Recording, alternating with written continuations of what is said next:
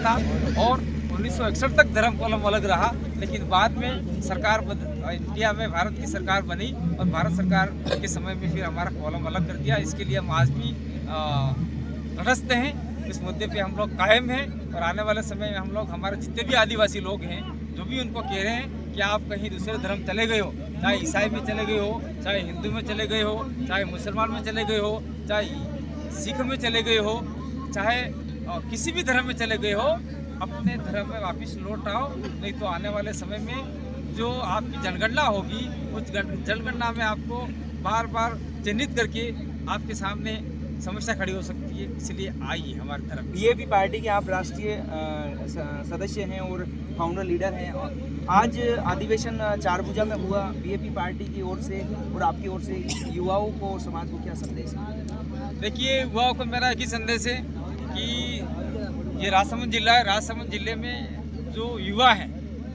युवाओं जो आपका आदिवासी, दलित और जो अन्य कमज़ोर वर्ग के लोग हैं, वो शिक्षा से बहुत दूर हैं। तो मैं युवाओं को कहना चाहता हूँ कि आप अधिकतम शिक्षा की ओर बढ़िए।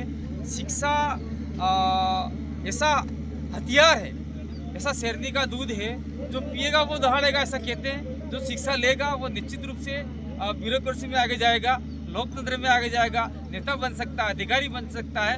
तो मैं युवाओं को कहना चाहता हूँ, आप लोग नशा पता जो भी कर रहे हैं उसको त्यागें और शिक्षा की ओर आगे बढ़ें। मैं ये संदेश देना चाहता हूँ और इस इलाके में ये संदेश देना चाहते हैं कि आप लोग जमीन बेचो मत। जमीन जो बेच रहे हैं राजसमंद के अंदर, जो मार्बल खनन निकल रहा है, वो मार्बल खनन आपका नहीं है, वो किसी सेठ साहूकार का है और आप लोग को वहाँ नौकर बना दिया गया है। तो जितनी ज़मीन चली गई और जो 420 में गए, षड्यंत्र के तहत गई, अगर ऐसे मुद्दे हमारे साथ में आएंगे तो आंदोलन करके वो ज़मीन वापस छुड़वाएंगे।